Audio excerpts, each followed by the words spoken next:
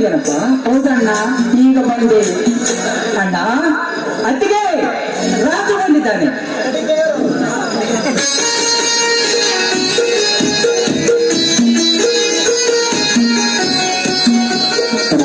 ರಾಜು ಈಗ ಬಂದೇನಪ್ಪ? ಹೌದಣ್ಣ, ಇದೀಗ ಸಾಯಂಕಾಲ 6ರ ಟ್ರೈನ್ಗೆ ಬಂದೆ. ನಿನ್ನ ನೌಕರಿ ವಿಷಯ ಏನಾಯ್ತಪ್ಪ? ಅಣ್ಣ, ನಮ್ಮ ಕುಲದೇವರ ದಯದಿಂದ ಇಂಟರ್ವ್ಯೂನಲ್ಲಿ ಪಾಸ್ ಆಗಿದ್ದೇನೆ. ಆದರೆ ನಿಟ್ಟುಸಿ ರೀತಿ ಮೈದಿನ 1,000 ರೂಪಾಯಿ ಕಡಿಮೆ ಆಗಿದೆ. ಎತ್ತಿಗೆ 1,000 ರೂಪಾಯಿ ಕೊಡದಿದ್ದರೆ ನಾವು ಕೊಟ್ಟ 1 ಲಕ್ಷ ಡೊನೇಷನ್ ಸಹ ಮರಳಿ ಕೊಡುವುದಿಲ್ಲ, ನನಗೆ ನೌಕರಿ ಸಹ ಕೊಡುವುದಿಲ್ಲ ಎಂದು ಮೇಲಿನ ಅಧಿಕಾರಿಗಳು ಹೇಳಿ ಕಳಿಸಿದ್ದಾರೆ. ಎತ್ತಿಗೆ ಮೊದಲೇ ಮನೆಯಲ್ಲಿ ತಿನ್ನಲಿಕ್ಕೆ ಒಂದು ತುತ್ತು ಅನ್ನ ಗಂಜಿಗೆ ಸಹ ಗತಿಲ್ಲದೆ ಆಡುತ್ತಿರುವಾಗ ಇನ್ನು 1,000 ಎಲ್ಲಿಂದ ತರಬೇಕಪ್ಪ? ಎಲ್ಲಿಂದ ತರಬೇಕು? ಅಳಬೇಡ ಅಣ್ಣ, ಅಳಬೇಡ.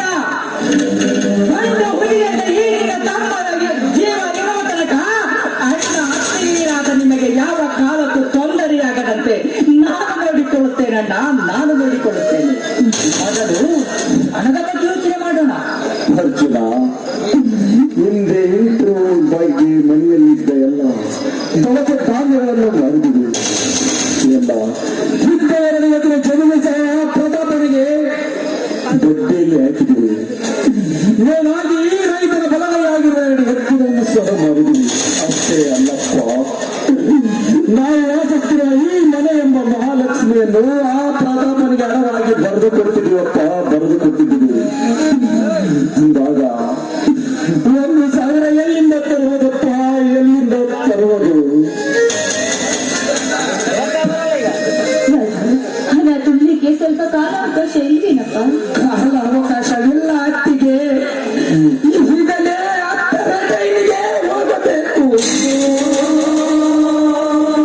ನಾಳೆ ಬೆಳಗಿನ ಸರಿಯಾಗಿ 4 ಗಂಟೆಗೆ ಆಫೀಸ್ಗೆ ಹಣ ಕಟ್ಟಬೇಕು. ಕಟ್ಟದಿದ್ದರೆ ನಮ್ಮ ಪ್ರಯತ್ನ ವ್ಯರ್ಥವಾಗುವುದಕ್ಕೆ ಸಾಧ್ಯವಿಲ್ಲ ಅತ್ತಿಗೆ. ಎಂತ ಸಮಯ ಸಂಕಟವನ್ನು ತಂದು ಒಡ್ಡಿದೆಯಪ್ಪ ಈ ಬಡವರ ಬಾಳಿನಲ್ಲಿ. ಅಕ್ಕ ಹಿಡಿದರೆ ಆರಾಗುತ್ತದೆ, ಅಮೃತ ಸೇವಿಸಿದರೆ ವಿಷವಾಗಿ ದುರ್ಗತಿ ಸಮಯ ನನಗೆ ಸಾಧಿಸಿ ಬಂದಿದೆಯಲ್ಲಪ್ಪ, ಸಾಧಿಸಿ ಬಂದಿದೆ. ಇನ್ನು 1,000ದ ಬೆಲೆ ಬೆಲೆಯ ವಸ್ತು ಇನ್ನು ಏನಿದೆ ಈ ಬಡವನಲ್ಲಿ?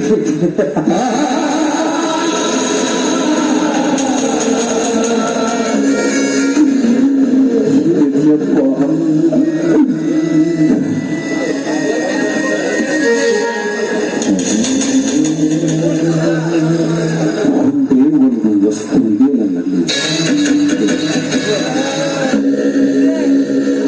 ಮಂಜುಳಾ,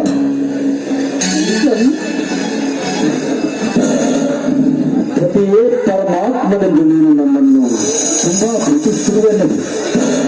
ಯಾಕೆ ಸರ್?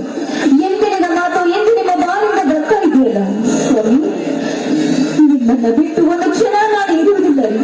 ನಿಮ್ಮ ಕಣ್ಣಲ್ಲಿ ನೀರು ಬಂದ್ರೆ ನನ್ನ ಕಣ್ಣಲ್ಲಿ ನೀರು ಬಂತು. ನೀವೇನು ಪ್ರಾಣವಿದ್ದ ನಂಬಿದವಳು ನಾನು. ಈ ನಿನ್ನ ಗಂಡನಲ್ಲಿ ನಿನಗಿದ್ದರೆ ಈ ನಿನ್ನ ಗಂಡನ ನನ್ನದೊಂದು ಮಾತು ನಡೆಸಿಕೊಟ್ಟರೆ ಅದ್ಯಾವ ಮಾತು? ನನ್ನ ಪ್ರಾಣ ಬೇಕಾದ್ರೂ ಸಂತೋಷದಿಂದ ನಮ್ಮ ಪಾದಕ್ಕೆ ಅರ್ಪಿಸ್ತೀನಿ. ಅದ್ಯಾವ ಮಾತು ಅಂತ ಹೇಳಿ. ನನ್ನ ತಮ್ಮನ ನೌಕರಿ ಸಲುವಾಗಿ, ನನ್ನ ತಮ್ಮನ ನೌಕರಿ ಸಲುವಾಗಿ, ನಿಮ್ಮ ತಮ್ಮನ ನೌಕರಿ ಸಲುವಾಗಿ ನಾನೇನ್ ಮಾಡ್ಬೇಕು ಹೇಳ್ರಿ?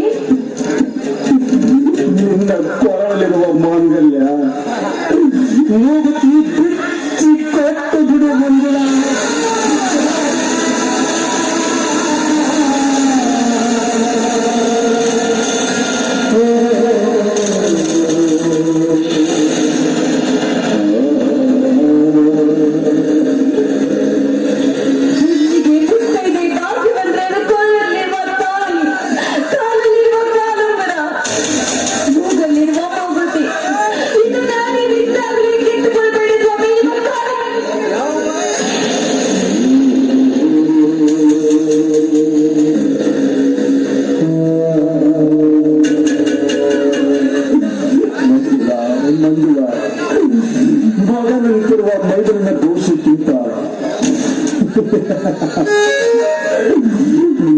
ಚಿನ್ನದ ಮಾಂಗಲ್ಯ ಮೂಗುತಿ ಹೆಚ್ಚಾಯಿತು.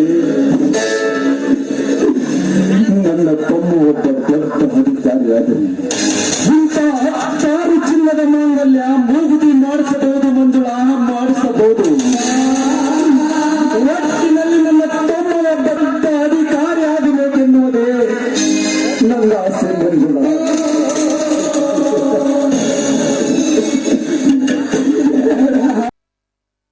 ಹುಚ್ಚಪ್ಪ, ಸಮಯ ಅನುಸಾರವಾಗಿ ಹೋಗಲೇಬೇಕು.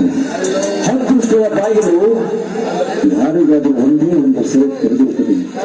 ಅದು ತೆರೆದಾಗ ಸೇರಿಕೊಳ್ಳುವುದು ಬುದ್ಧಿವಂತರ ಲಕ್ಷಣ ಕಣೋ, ಬುದ್ಧಿವಂತರ ಲಕ್ಷಣ. ಮಂಜುಳಾ, ಒಂದು ವೇಳೆ ನೀನು ಅವುಗಳನ್ನು ಕೊಡದಿದ್ದರೆ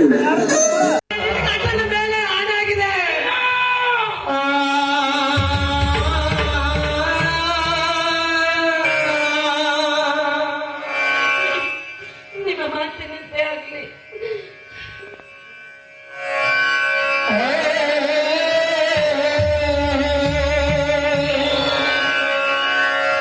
ಜನ